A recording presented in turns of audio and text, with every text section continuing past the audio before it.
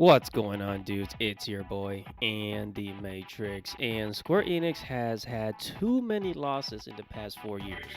You know, they sold all of their Western style games like Tomb Raider and other Western intellectual properties for $300 million, which was way too low in my opinion, right? The Avengers game was a failure. The Babylon game was a failure. If you guys remember, that Final Fantasy VII shooting game was shut down like a year later. And although Final Fantasy VII Remake did very well, the Final Fantasy VII Rebirth sold less than 5 million copies. That is way less than Final Fantasy VII Remake, which is sad because the game is actually very entertaining with over 100 hours of gameplay. Some people put in like 300 hours of gameplay, right? So it's actually a very good game, but the story kind of sucks. That's just my opinion, but anyways, on top of that, Final Fantasy 16 did not meet sales expectations. I mean, Final Fantasy 16 only sold 3 million copies. They were really waiting or praying for like a Final Fantasy 13 sales number, like 7 million copies, something like that, right? But you gotta remember that Final Fantasy 16 was stuck on the PlayStation exclusivity, which really sucks. Only having your game on one platform, it really limits your sales. Now, we all know that Square Enix no longer wants to be exclusive to PlayStation, which I am really glad. I'm really glad that they did. They are now heading to an all platform game release business model, which I believe that's gonna bring them more sales, more money, and hopefully keep them above water and prevent them from going bankrupt.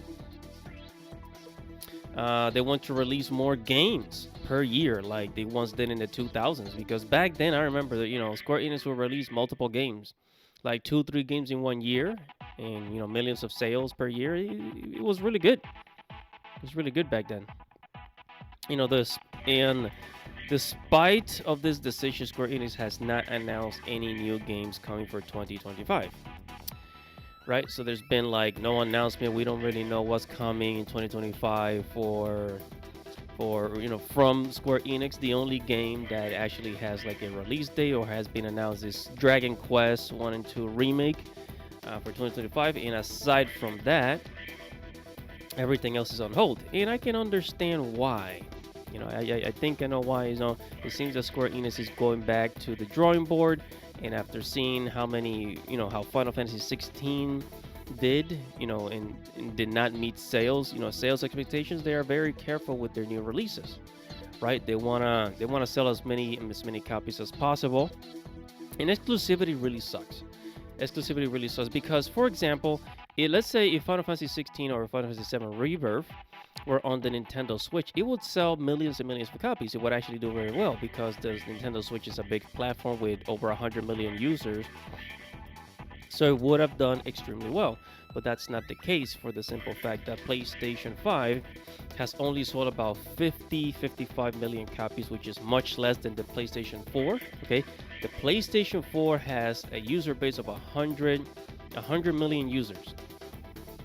PlayStation 5 has only half of that. So if you calculate, Final Fantasy 16 would have sold 6 million copies. Final Fantasy 7 Rebirth would have sold like 6 million copies, maybe more. And Final Fantasy 7 Remake in 2020 would have sold 5 million copies. No, because it was released for the PlayStation 4 first. So it sold 5 million copies. So it actually did very well, right? The sales numbers were pretty up there. But people are still waiting for another Kingdom Hearts 4 trailer, and I'm one of those. We want to see that. And the reason why they haven't released any more trailers of Kingdom Hearts 4 is because, they want to make sure that, or at least what I'm thinking they're doing, is they want to make sure that the game is ready for all platforms, PC. And I don't know if it's coming for the Nintendo Switch 2, probably coming for the Nintendo Switch 2, right? And as well as other future Final Fantasy games. And I just think that Square Enix is probably gonna have all their games on the Nintendo Switch 2, because that console is gonna be pretty big. Not only is it going to be affordable according to Nintendo, but I believe it's going to be as successful, if not, or maybe a little less than Nintendo Switch. Because if they can at least get 100 million users, that would be great. 100 million users for the Nintendo Switch too. That'll be absolutely great, and the console will be at an affordable price.